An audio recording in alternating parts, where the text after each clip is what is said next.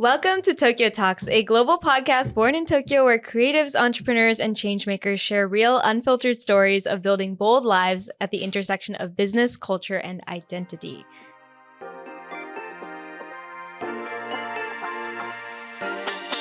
I'm your host, Ananya, and I'm thrilled to be joined by Reiko, the visionary founder and CEO of Amateras. And born in Tokyo and raised in Canada and a graduate of ICU, Reiko launched Amateras in 2018, a modern Japanese loungewear brand inspired by the sun goddess Amaterasu.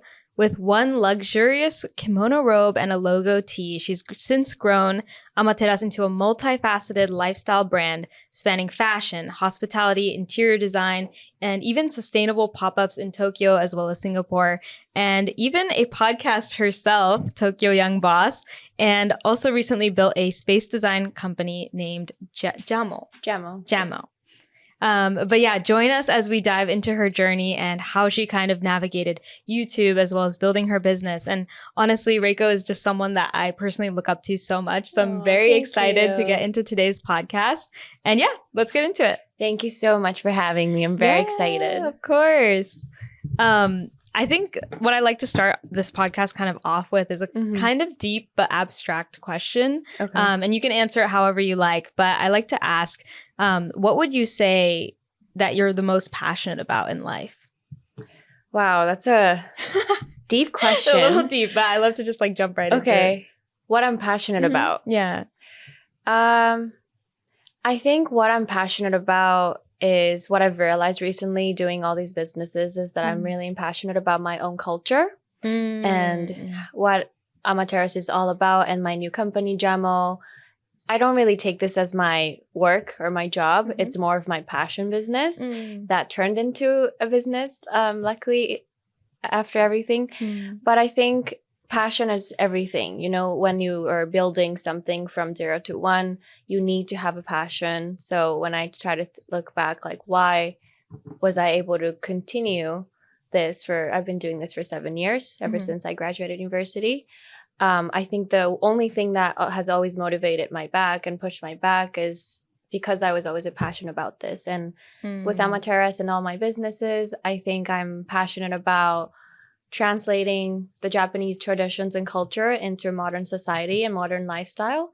So I guess that vision has always been my passion. And yeah, I didn't realize this until very recently, but. Do you feel like there's anything about your childhood that you can kind of point out to and be like, oh, that's where I really fell in love with Japanese culture? Definitely everything about me growing up. I think when I look back, I know your story is more like you found anime, was it? You found something that was so big in your life that changed into your interest and passion, which was learning Japanese language.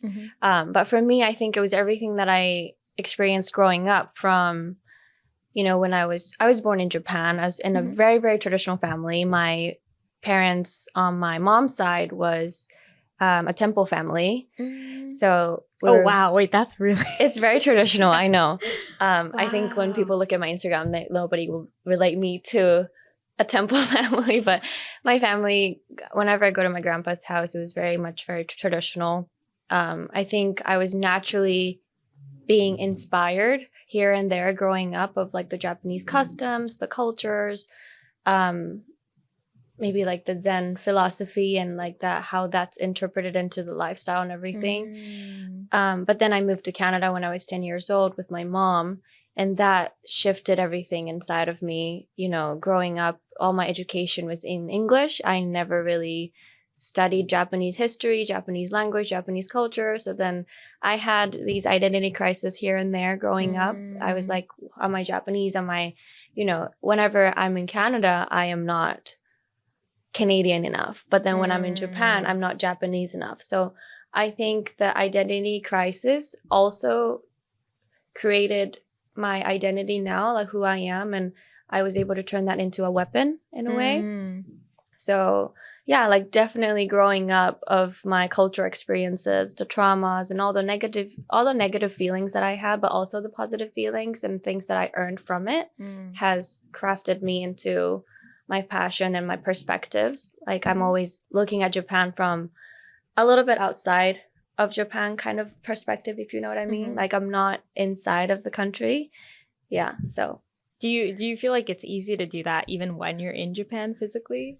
I think when I'm in Japan too long, like especially during COVID, I kind of lost that sensitivity and the ideas and the creativity. So recently, the past 2 years, I've been going outside of Japan very often, and that's been very helping me to get back on kind of that mindset, like how I look at things, how I look at the culture, how I look at myself even. Yeah, it's really important to be in different cultures and countries, for me especially. That's so true. And I'm also like so blown away because you're so well spoken. Do you feel like as a child were you always like this way, or were you very different growing up, especially in Canada too? I don't know if I am. Thank you. But I think, well, I started modeling when I came back to Japan, which was 18 years old. I started modeling, and then I guess the YouTube era kind of came on during that time when I was in college, and I started my YouTube channel. I have my podcast channel now, and as a CEO and entrepreneur, I need to always be aware of, you know, how I come off and how I speak and all that. So I think it's more, I was never born this way. I think I had to learn it in a way that I was always positioning myself to be that person to speak.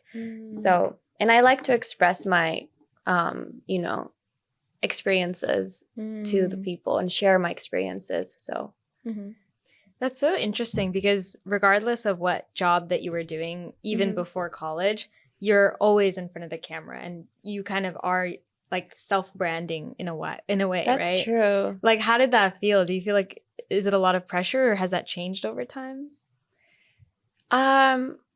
I don't really get scared on stages. Since I was little, like whenever I would go on stage in school, I'm not the type to be, you know, get so nervous, and I just can't.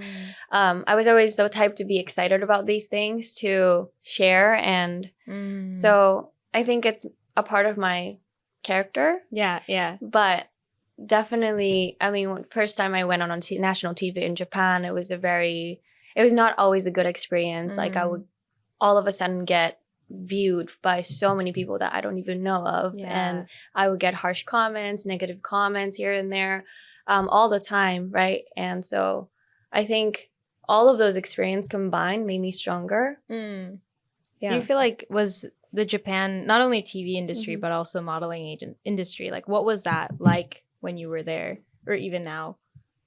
In what way? In what way, as in like, what pressures did you see? And especially you were saying there was like the good and the bad. Like what were you experiencing at the time? So when I started modeling back then, my title was very much about, you know, in Japanese people say kikoku shijo. Oh yeah. To the people that has, I guess, return to the country. Yeah, like people who like go abroad. Yeah. Kind of like taking those values and they come back. Yeah. Okay, you explained it better than me. So I was titled as a kikoku shijo model. Oh, I see. And that was always kind of something that I didn't like as well. But at the same time, in the end, that was kind of what I was talking about. I knew I found a way to turn that into my weapon. But in the beginning, I was always being judged in a way because kikoku shijo is not necessarily a nice complimenting word in Japan. It can be taken in a way as like, oh, she's spoiled, like she doesn't know anything in life, like she's always had this like rich family and she just doesn't know shit. So I would get all these like negative comments like that. But so I was just a normal girl growing up on a farm in Canada, came to Tokyo, just trying to do all these things that I was interested in. Like, you know, modeling was not something that I dreamed of. It was something that I came as an opportunity. So it was really hard for me to accept all these negative comments. And because I was like, I don't deserve this. I mean, nobody deserves this, you know? But I think that was not the hardest, but something that really made me stronger at that point in life, which kind of built the foundation and the standards of the value. I guess I understood and was able to understand and know the value of myself at an earlier stage of my life. And I feel like that experience made me very strong. And what I learned from that experience was that no matter what people say about you, around you, about your opinion or passion or anything about what you're feeling, there's no right or wrong in what you're feeling. So you have to like, don't let others, ruin or bring you down of whatever you're passionate about or what you want to say to the world. And believe in yourself. Like keep believing yourself is one big thing that I learned from that experience. And so I think maybe that motivation or that passion kind of is a foundation that I have underneath my core way of thinking, which probably leads to being able to push everything forward no matter what in the past 7 years. I don't know. That's so impressive though, because I think I started making content maybe like 4 years ago, and like at first I took comments as a guide to understand what my audience liked. That's amazing. But I paid attention too much to it. So I felt like that's where it can get negative. Yeah. And it sucks to know that like anyone who's like out there in the public, they do face a lot of like just stigma or just random horrible comments for no reason that they don't deserve. But I think at that point, then it's like, you just have to believe in yourself. And at this point, like when I look online, I just see any comment, there's always like an opposite. Yeah. And that's very human. We all have different perspectives. We all have different opinions. So it's tough to really, it doesn't make sense to give that, the attention. And so that's kind of how I've thought about it over the time, but it's still like a process. Yeah. Yeah. And so I'm curious, like you were doing modeling for how many years? Like you started at what age? 18. At 18. And then was that also the time that you did YouTube?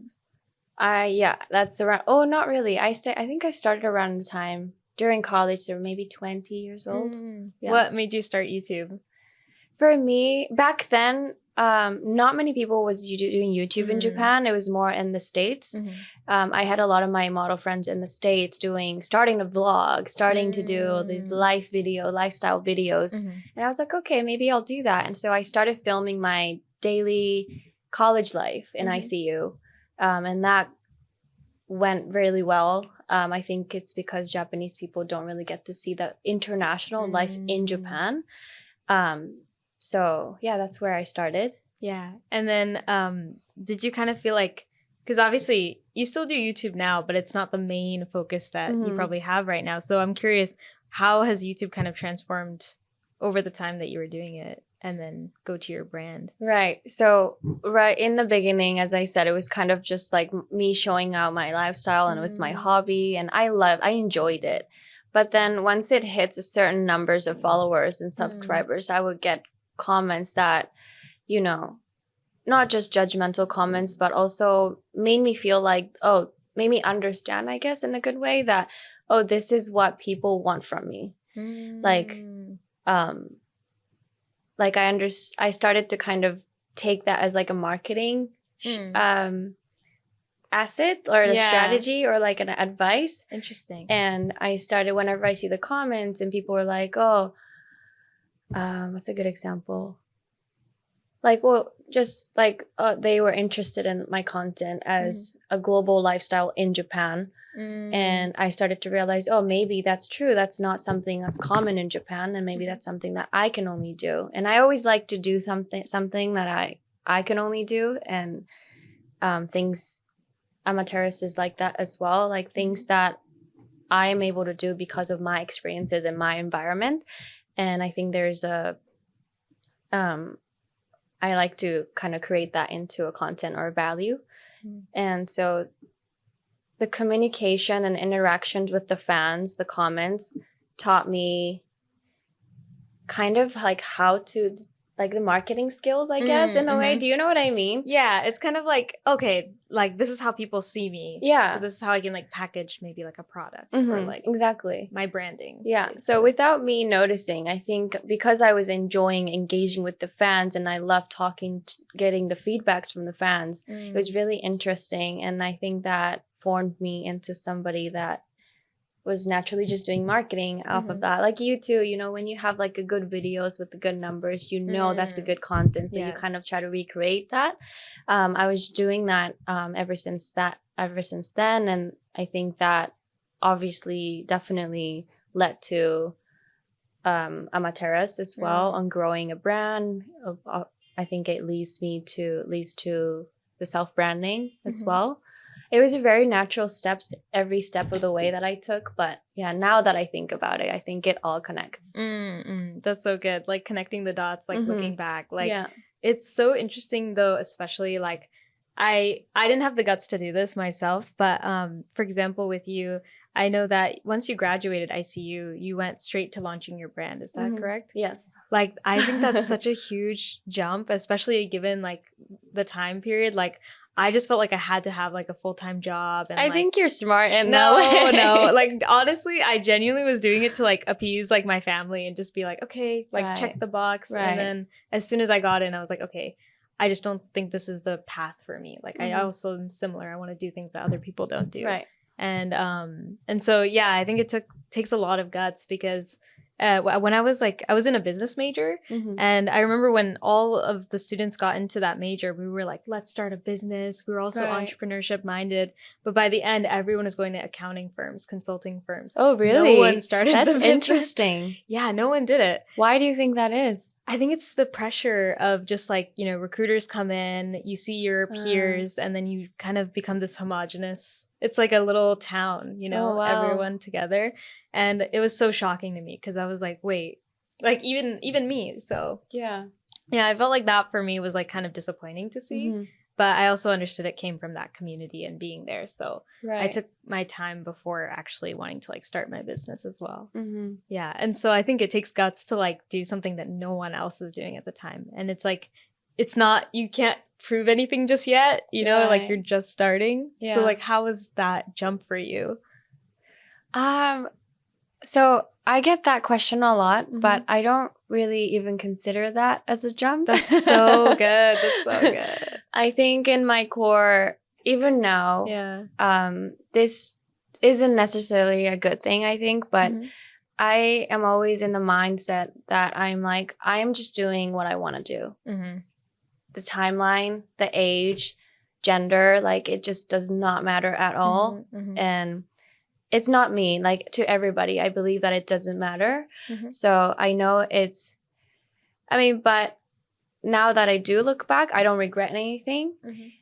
But I would advise my kids, or if I ever have kids, I would advise them or my friends to experience something, experience going through a company or corporate before joining a company. Maybe not a corporate or even like a startup. If you want to be an entrepreneur, maybe experience like working under a startup company or right under the CEO.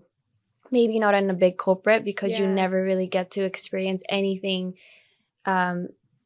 business, you know, anything about really the business side working in the corporate at a younger age. But so, yeah, I don't know. I don't know there's no right or wrong in how you start your career. But for me, it was just that was also a natural step. I never really thought of anything. No, I think that's so important. I think, but it also leads to my dad. He has always been an entrepreneur. He has always been the CEO of his own company for all his life, even now.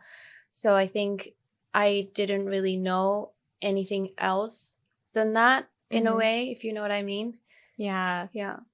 I do think, like how you're raised definitely does affect that. It does, like, my dad, I don't think he really wanted me to start a business ever, but like I grew up watching Shark Tank and that's how I became very entrepreneurship minded. Right.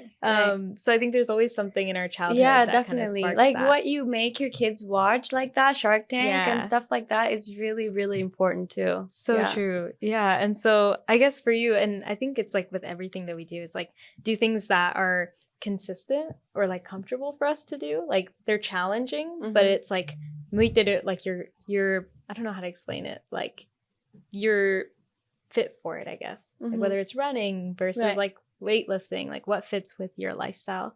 I think that's so important. And I think for you starting the brand was like it was challenging, but it fit in that sense. I think so. Yeah.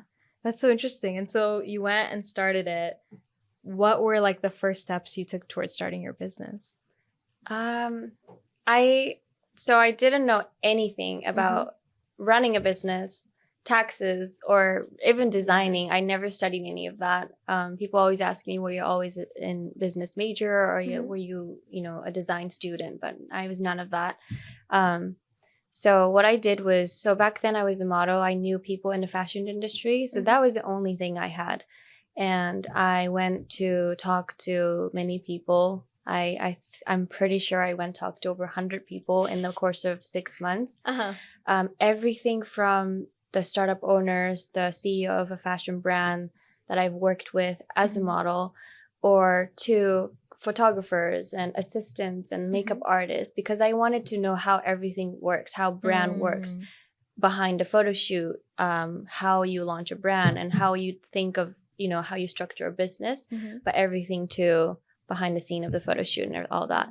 So I wanted to understand from every single person's perspectives and angles. So I went to talk to literally that many ranges of people in 6 months before I launching the brand. And yeah, that was the first thing I did. I'm not really good at researching on the internet. I'm not a Google person.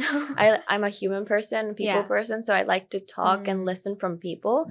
And I feel like that is like the best way to learn about anything, like learning from people's experiences. So rather than going on Google, that's what I did. That's so like, I think that process and what were you doing as you were interviewing all these people? Were you creating the brand as you were doing it, or? Yeah, I was already, I mean, before I started even making products, I did also Google like the vendors or factories and like many countries. And I actually went to China one time too, alone. That was a horrible experience. So I just didn't know anything. So I had to do it. I just had to understand it myself. So yeah, even before I started making anything to even after I was starting to make the products, and then I had to start planning for the photo shoot, booking models, and creating an e-commerce website, and how to talk with the logistics and talking to the warehouse and like how much that costs and taxes and all of that. Like I just had to learn it step by step. Just like as you're doing it. As I'm doing. That's a lot. Yeah. But I guess it's that like appetite for like, it's like, okay, risk or like failure is just like, okay, we just have to try it and see how it goes. Yeah, I mean, I think it's important to fail. I failed so many times. I just don't show it. But even, when the first launch collection that we launched as a brand, like you said, you mentioned in the first introduction, but we started off as just one kimono robe and a t-shirt and a logo t-shirt. But for some reason, with the little budget that I had, I made everything made in Japan, which is considered very expensive. But I just didn't have that knowledge, right? So things like that, things. So it's like, okay, my budget, I just started, it's all gone. It costs like back then it cost like 3 times more. Oh wow, which is very expensive. I didn't know how to think of the profit and margins and all of those things. So yeah, it's a good experience and like things to talk about now. But back then I was like, oh my God, I just lost all of my money. But from that point, you just kept going though. I kept going. Yeah. You like went on, created your brand. It's just incredibly successful and just incredible products. And I'm curious to understand more of like, you keep going. You're very you persevere throughout that process. What was kind of the biggest, I guess, challenge or struggle you faced as you were launching Amateras, or even after you launched it? I think in the beginning, in the first few years, because I was doing it more as a passion rather than business, I never thought of money. I never really was doing it to chase money, which I'm not doing that right now as well. I think that mentality for me is really important, that I'm not doing it for the money. There's always the message that I want to deliver, which is the Japanese culture.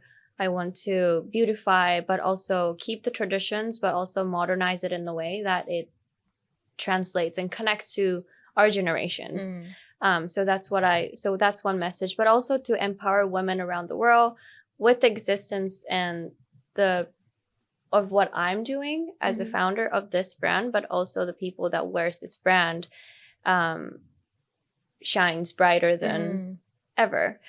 So there's the concept and messaging and the storytelling and the stories behind the brand is what I'm more passionate about. So that has always, that's like what I said in the beginning of this podcast, like I think that's my passion. But what I struggle the most is when I have to think about the finances and when of course I want to grow the business and there's these conversations with the partnerships, outside partnerships with the not within the company but with outside companies, collaborations, but also expansion offers and deals, which I'm very grateful of. Like we get a lot of offers from Paris and America. Even in Japan, we have some entrepreneurs or founders or investors come to us and offer and pitch a lot of things, and I try to do the numbers. I do all these processes, which I think to expand the company or the business, it's necessary. You need to face that in at a certain point. You can't just keep doing passion business. If I want to be doing this as a passion for the rest of my life, like this is okay. But because I'm trying to expand overseas, these conversations do happen, and that's when I don't know if I'm struggling, but I get the ache because there's this the balancing the creative mind and these investors, and we haven't gotten any investments yet as a company, but I think we will either start getting investments or funds or just to expand globally, right? So I think we're at that stage right now. So for me, going into the next level, the next chapter, the next stage as a brand, as a company, has been putting a lot of I kind of have to switch my mind to a different stage and different perspective rather than just passion, story, the value, more into numbers. And it's definitely growing pains because I think so. Scaling requires like completely different skill sets altogether. And so I think that's kind of what tests a brand, like how well they can keep that story and like that vision as they grow as well. But I think with your value set, it's a lot easier to like go through that process, and so it's super interesting to hear. But I'm also going to switch gears a little bit here. I want to know a little bit more about whether it's kind of how you do self-care or just how you approach your business. Do you have like certain resources, like a book or like maybe a movie or like something that speaks to you a lot and kind of guided your journey in some way? I don't, like I said, I think because I'm a human person, I'm a people person, I like to be inspired by people. So I always have been going out, putting myself out there in a public situation. Whenever people invite me for events, I would just say I would never say no. I think I learned a lot, experienced a lot from people and environments. So rather than books or movies, I think that's where my inspirations comes from. Really? Usually from people, or going to different countries and experiencing new cultures. Wow, it's amazing. How do you get inspired? That's a good question. I think for me, it's a mix of everything. Like I did art my whole life, so I feel like I look at everything around me with like a little bit more sensitivity towards things people don't usually pay attention to. Right. And I think it's especially just from things I see. Like I'm a very visual person. Okay. So I think, like whether it's art, people, as well as books as well. Yeah, because people like us, when who we need to be putting our contents out to people. We're the one that's sharing. It's really important for us to also be inspired all the time, right? So I'm trying to find that balance, because when I'm just doing the output too much, I think my creativity gets boring. I'm trying to kind of shift that gear into kind of like how I balance that inspiration of like input and output is what I think that's really important. I learned that in the past year. I think that's a constant struggle, like input and output. And yeah, I think, nurturing yourself and like giving yourself input and like thinking of ideas is so important. But also without, at least for me, making content consistently, like I just feel like I'm not myself in some ways. Right. And like Tim Cook, like the CEO of Apple, like did this speech when I was younger, and he said, create more than you consume. And to have someone who built is running Apple saying that, I felt like, okay, that's interesting that he would say that of all people. But I think it's so true, because you just get so much more by like outputting more than maybe the average person. So yeah. And so like with that, I'm also curious to learn more about, what do you feel like Japanese culture means to you? And I'd love to kind of hear about like maybe certain like traditional products that stand out to you as well in the Japanese culture that you personally like as well. Personal. Yeah, like products, Japanese like products? there's like dento koge, or like I there's see. the furoshiki, and there's like all sorts of stuff. Right. Yeah. Oh, that's hard. I mean, Japanese culture is something that I'm very passionate about, and it comes down to my root. And so I've been going out to the countryside of Japan this past half year, I guess. I've been just driving down to Nagano Prefecture, Yamanashi, Mount Fuji, all the way down to Shikoku and that side as well, to understand the Japanese culture, but also the nature and what's in each areas of the country. Because in Japan, if you go to the countryside, people come to Tokyo, Osaka, all these Kyoto touristy places. But if you go to the countryside, there's so many beautiful cultures rooted in each areas. And I want to, this connects to the new business that I'm building, but I want to also help them, the countryside.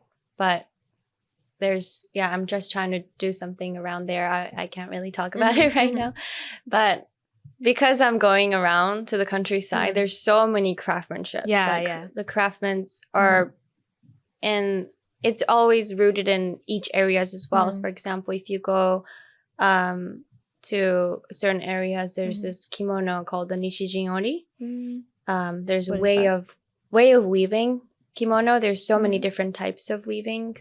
There's so many different values, and how you weave is very different. But then the craftsmen are all, they're kind of fading away from the industry. So that's another social issues we need to face as Japanese people.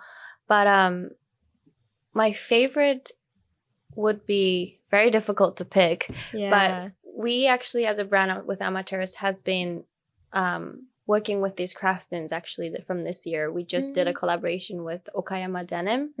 So that's in the Okayama Prefecture. They have this like denim factory industrial area in Okayama Prefecture. So I am starting to learn very deeply about each traditions and how these craftsmen were raised and made from hundreds of years ago. It's just mind-blowing how they have kept this for such a long time, and how they actually do it with their hands. With daruma too, they like literally paint with their hands even to nowadays. They don't have a factory for it. I think that's beautiful. I think that's amazing. I think that's just something that we Japanese people can only do. So yeah, I'm just amazed and mind blown every time I visit people like that, craftsmen. But I don't know if I have a favorite. I can't really, because of that, I can't really choose a favorite. But I think kimono, I go visit a lot because it relates to our fashion very much. But I also like pottery. I started doing pottery as hobbies once in a while. No, me too. Really? Yeah. It's very, it's like a meditation. Yeah, so I like that. even when I was in LA, pottery is a big thing right now over there. So I went to experience pottery in LA, which is That's weird. so nice. There's so much Japanese culture going on in the States right now. Yeah. Matcha, pottery, everything, kimono. Yeah. Yeah, and most of my followers are in America as well, and so I just always feel like seeing their perspective and seeing just how much Japanese culture is like growing further and further, like in the hearts of like people in America. I'm like, there's just like such chance there to like create more. Definitely, and yeah, it's so exciting to see. But I think we might have to wrap up, so I want to ask you one last question. Okay. If you were to give advice to someone watching who also wants to maybe start their own brand, what would you tell them? If you have an idea, just go for it. Like just go for it. I know it can maybe scare you. But I want you to just keep going, go for it. And what's important, I think I kind of talked about this in the beginning of this episode, but believing in yourself is the biggest strength and the power you can have more than any kind of skills. So just believe in yourself, be passionate about what you're doing, because that is one biggest thing that will always push you back. Whenever you fail, if you have that passion and a belief in yourself, you can always keep going. So thank you. I don't know if that was good enough. Yeah, I think we often look to external things to kind of fill any gaps and stuff, but at the end of the day, it's just within ourselves to just keep going. And it's your life. It's not, nobody's gonna help you at the end of the day.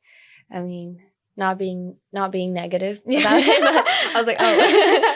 But you are the only person that can really grow and make yourself up here if you wanted to, or go down below. So yeah, if you don't believe in yourself, no one else can. And exactly. Yeah. So thank you so much, Reiko. Like, honestly, if we could make this like a 3-hour episode, I would, because let's do it again. Many questions. I know. Yeah. I wish I could talk more. There's so much I want to share. I don't know if I was able to share enough of. No, it was great.